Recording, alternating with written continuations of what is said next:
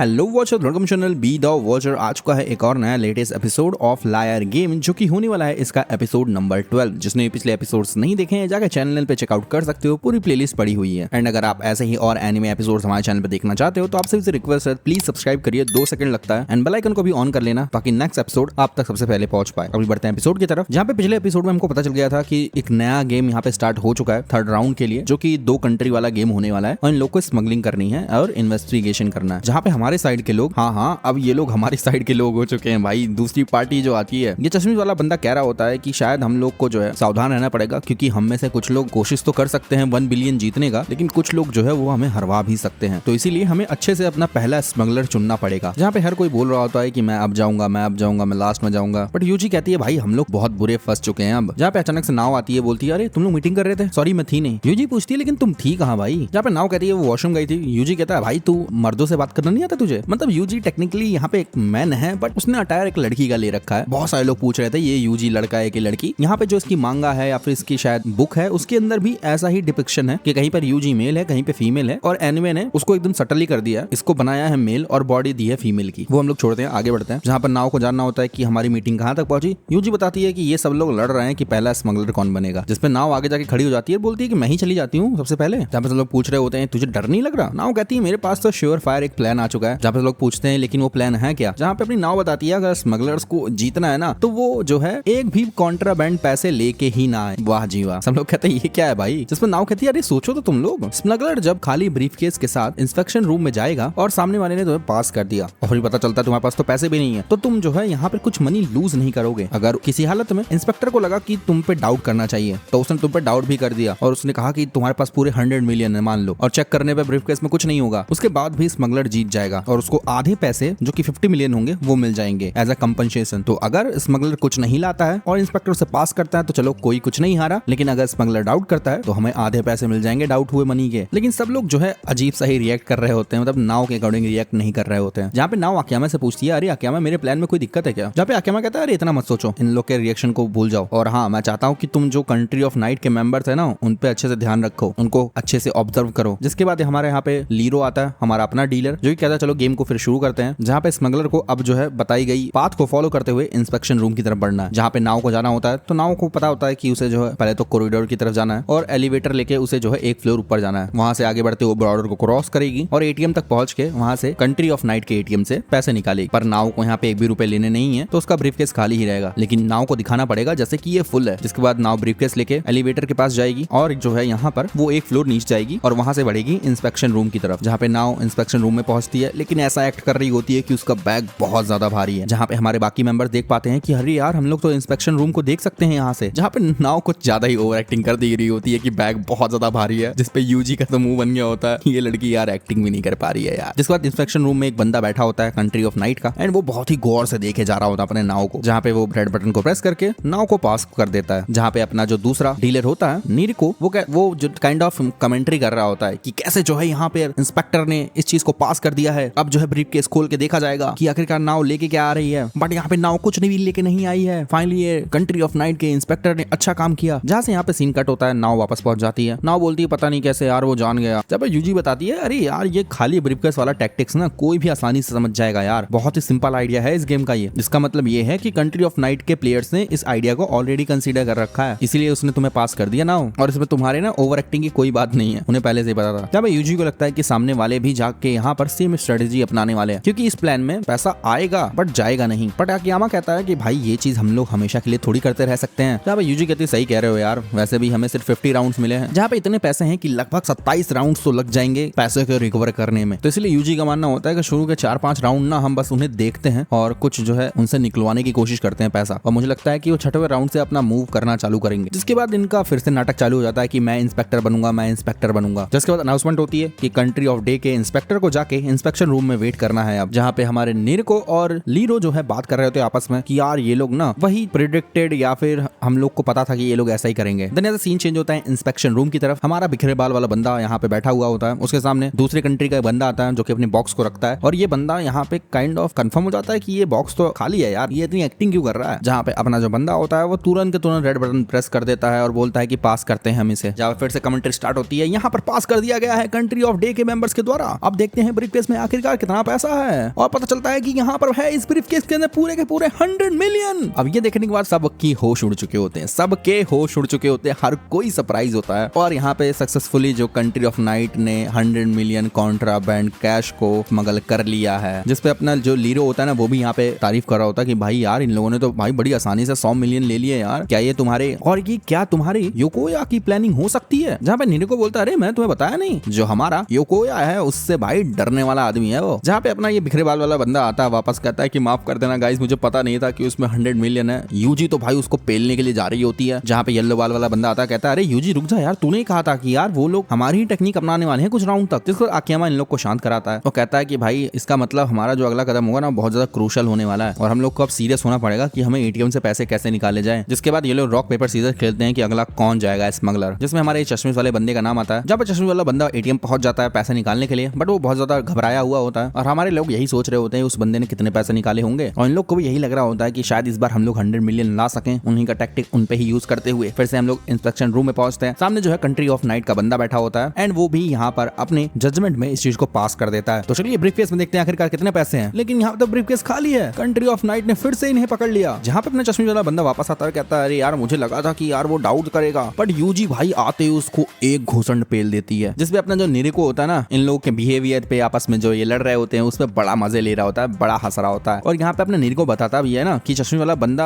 कोई स्ट्रेटजी बना नहीं पाया था, वो बेचारा डर गया था एकदम से, इसीलिए उसने अपना गला बचाने के लिए कि भाई मैं एक भी पैसे ना गवाऊं, इसीलिए वो एम्प्टी लेके आया था। और अब जो है लगता है सब लोग यही करेंगे, क्योंकि अब कौन ही गवाना चाहेगा भाई पैसे, कम से कम हम लोग कुछ गवा तो नहीं रहे, लोगों को ये लगेगा जीरो या फिर एम्प्टी ब्रीफकेस लाके। वैसे भी इंसान बड़ा कायर होता है भाई और बहुत ही ज्यादा इनकेपेबल होता है कि वो ओवरकम कर सके अपनी लालच को या फिर अपने सेल्फ इंटरेस्ट को, और इसीलिए तो ये कॉन्ट्राबैंड गेम जो है ना बहुत ही ज्यादा फन हो जाता है और इन्हीं डरपोक लोगों का तो ये गेम बनता है। फिर जहाँ पे अगला इंस्पेक्शन होता है, हमारा मोटू बैठा होता है इस बार और वो पास कर देता है और पता चलता है कि फिर से यहाँ पे 100 मिलियन जा चुके हैं यार। फिर से यहाँ पे तीसरा राउंड होता है, कंट्री ऑफ डे इस बार स्मगल कर रही होती है एंड यहाँ पर इनको पास कर दिया जाता है और जब इनका ब्रीफकेस चेक होता है तो वो खाली होता है। जहाँ पे अभी यहाँ पर हमारे साइड तनाव का माहौल बन चुका है। ये लोग जो है 200 मिलियन लेके जा चुके हैं भाई अब तक, अगर ऐसे ही चलता रहा तो ये लोग वापस तो नहीं आ पाएंगे, ऐसा यूजी का मानना होता है। जहाँ पे इनका अगला जो इंस्पेक्टर है वो सातो होने वाला होता है, वही अपना बेसबॉल जर्सी वाला बंदा। तो यूजी उसे कहती है कि भाई अगले राउंड में ना संभल के काम करियो, ठीक है। जहाँ पे सातो कहता है कि यार वो लोग 200 मिलियन की लीड ले चुके हैं तो जरूर इस बार ना वो लोग बच के ही खेलेंगे। जहाँ पे आकियामा कहता है छोड़ो यार तू डर चुका है, अगला इंस्पेक्टर मैं बनूंगा। जिसके बाद यहाँ पे अपना आकियामा पहुंचता है इंस्पेक्शन रूम में, कंट्री ऑफ नाइट का बंदा आता है। जहाँ पे कंट्री ऑफ नाइट का बंदा बैठने ही जा रहा होता है, आकियामा उसे बोलता है क्या तुमने कुछ गिरा दिया अपना, और पता चलता है कि नीचे पैसे गिरे हुए हैं। और ये देखते ही सामने वाला जो स्मगलर होता है ना वो हड़बड़ा के अपना ब्रीफकेस चेक करने जा रहा होता है। फिर आकियामा हंसते हुए बोलता है कि अरे यार लोग तभी एक्टिंग कर सकते हैं जब तक उन्हें स्क्रिप्ट मिलती रहे, पर जैसे ही स्क्रिप्ट से हटकर कुछ होता है ना सच बाहर आ ही जाता है। वैसे माफ करना दोस्त, ये पैसा तो मेरा है और जो तुमने पैनिक दिखाया ना उससे ये तो समझ गया हूँ कि ये ब्रीफकेस खाली तो नहीं है। जिसपे आकियामा बटन को प्रेस करता है और बोलता है डाउट 100 मिलियन। जहाँ पे ब्रीफकेस चेक होता है और पता चलता है कि अरे 100 मिलियन ही है। हमारे लोग यहाँ पे एकदम खुश हो जाते हैं भाई, खुशी की लहर आ चुकी है। फाइनली यहाँ पे कंट्री ऑफ डे भाई अपने 100 मिलियन वापस लेके आ चुकी है। इतनी खुशी हो रही है ना मुझे यार भाई, पहले सिर्फ नाव का सहारा था आकियामा, अब इन सब का सहारा बन चुका है आकियामा यार। यहाँ पे यूजी तो अभी भी आकियामा को डांट रही होती है, भाई तू ऐसा कैसे कर सकता है, ऐसा लापरवाह मत बन, अगर ब्रीफकेस खाली होता तो भाई 50 मिलियन लूज कर जाते हम लोग फिर से। जिसपे आकियामा कहता है कि वैसे जो मैंने किया उसका रिजल्ट सबसे बुरा ये वाला तो नहीं होता, जो मेन थिंग है वो है कि मुझे जो है डाउट तो करना ही था, वो 100 मिलियन वाला ही करना था मुझे। और तुम्हें क्यों लगता है जो कंट्री ऑफ नाइट की टीम है वो इतनी कॉन्फिडेंट क्यों है, हर टाइम 100 मिलियन वो लोग लेके जा रहे हैं? क्योंकि उन्हें लगता है जो कंट्री ऑफ डे के मेंबर्स है ना वो रिस्क लेने से डरते हैं, वो चिकन्स हैं यार। इसीलिए मुझे जो है 100 मिलियन डाउट का कॉल तो देना ही था ताकि मैं उन्हें दिखा सकूं कि हम चिकन नहीं है और हम डर नहीं रहे हैं, और यही एक तरीका है कि हम उनके मोमेंटम को रोक सके अभी के लिए। जहाँ पे अपना निरिको जो होता है वो स्क्रीन से देख रहा होता है, वो समझ जाता है अरे यार बड़ा शानदार, आकियामा ने तो बड़ी जल्दी इस गेम का एसेंस पकड़ लिया और आकियामा जो है ना यहाँ पर एक अच्छा खासा कॉम्पिटिटर हो सकता है योकोया का। जिसके बाद यहाँ पे चौथा राउंड होता है, हमारे कंट्री ऑफ डे के मेंबर जो है स्मगलिंग करने आए होते हैं। जहाँ पे सामने वाला डाउट करता है 50 मिलियन के लिए, और इन लोगों ने पहली बार मतलब कंट्री ऑफ नाइट के मेंबर्स ने पहली बार डाउट किया होता है यार। जिसपे येलो वाला बंदा कहता है पक्का जो है आकियामा के जो राउंड था ना उसने उन पे बहुत इफेक्ट डाला है। जिसके बाद ब्रीफकेस चेक करने की बारी आती है, ब्रीफकेस जो है यहाँ पे खाली होता है और डाउट जो है वो फेल हो चुका होता है, और जो आधा पैसा है 50 मिलियन का 25 मिलियन वो अब जो है कॉम्पनसेशन के तौर पे कंट्री ऑफ डे के बैंक में जाने वाला है। हमारे लोग में फिर से खुशी की लहर दौड़ पड़ती है और सब लोग बड़े खुश होते हैं। जहाँ पे यूजी कहती है अरे तुम लोग सातों की तारीफ क्यों कर रहे हो, ये करने वाला तो आकियामा है, उसकी वजह से जो है ये गेम अब हमारी तरफ आया है। और वैसे भी सातों तो डरा हुआ था यार, इसलिए उसने पैसे ही नहीं रखे, वो कोई इसकी स्ट्रेटजी नहीं है और तुम लोग फिर से वही काम करने पे आ गए। मेरे पास एक आइडिया है, चलो इसको डिस्कस करते हैं कि हम में से हर एक स्मगलर कितने पैसे लेके निकाल के आएगा, और जो हम डिसाइड करेंगे उतना ही अमाउंट स्मगलर को लाना पड़ेगा, निकालना पड़ेगा। वो अपनी मर्जी नहीं चला सकता, वरना तो वो खाली ब्रीफकेस ही लाता रहेगा यार। और जो इस चीज को नहीं मानेगा, इस चीज को नहीं फॉलो करेगा, उसे जो है लगातार 2 बार भेजा जाएगा। वैसे भी यहाँ पे टोटल 50 राउंड होने वाले हैं, तो हम लोग को इक्वल चांस मिल सकता है। हर एक स्मगलर को जो है मैक्सिमम 6 चांसेस मिल जाएंगे हमारे में से, जहाँ पे ये लोग कह रहे होते हैं चलो ठीक है, इससे चलो हम लोग अच्छे से कर पाएंगे स्मगलिंग, लेकिन इंस्पेक्शन का क्या होगा? हम लोग जो है इंस्पेक्टर का जो डिसीजन है वो पहले से डिसाइड थोड़ी कर सकते हैं। जिसके बाद येलो बाल वाला यहाँ पे जा रहा होता है इंस्पेक्शन के लिए, जिसके बाद नाव जो है इंस्पेक्शन रूम को देख के बोल रही होती है आकियामा से कि भाई इस बार जो स्मगलर आया है वो पिछली बार से थोड़ा अलग लग रहा है, या फिर बाकियों से अलग लग रहा है। मैं अच्छे से बता तो नहीं सकती कि वो क्या चीज है। जिसपे नीरको कहता है कि अरे लगता है हमारी नाव ने योकोया को नोटिस कर लिया है। जहाँ पे इस बार जो इंस्पेक्शन रूम में स्मगलर होता है दूसरी कंट्री का, उसके हाथ में एक चूहा भी होता है और बड़ा मुस्कुरा रहा होता है वो। जहाँ पे हमारा येलो बाल वाला बंदा इस चीज को पास कर देता है, इंस्पेक्टर आके चेक करता है और इसमें जो है 100 मिलियन होते हैं। तो फिर से स्मगलर्स की जीत हुई और हमारे लोगों की हार। जहाँ पे यूजी फिर से अपने येलो बाल वाले को डांट रही होती है।